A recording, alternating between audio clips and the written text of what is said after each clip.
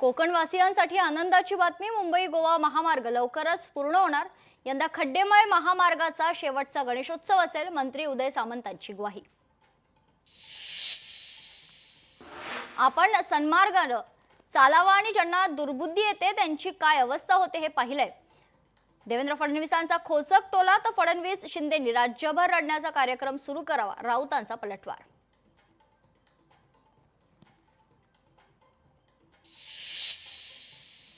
पहलगाममध्ये धर्म विचारून हिंदूंना गोळ्या झडल्या आणि इथे निष्पाप हिंदूंना भाषा विचारून चोप दिला।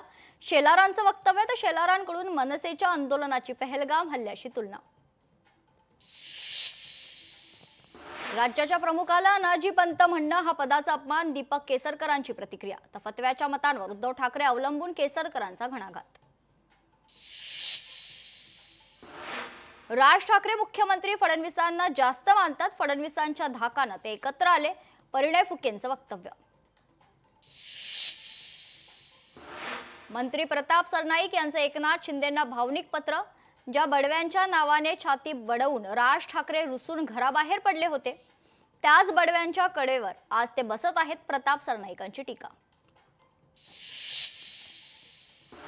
पंढरपुरात आषाढी एकादशीचा उत्साह, मुख्यमंत्र्यांच्या हस्ते विठ्ठलाची सपत्नीक शासकीय महापूजा संपन्न, दर्शनासाठी वारकऱ्यांची रीघ।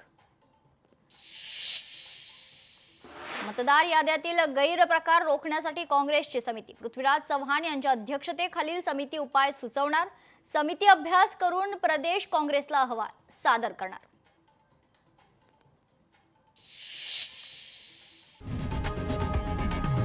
लोकशाही मराठी ऐका, पहा, जागरूक रहा।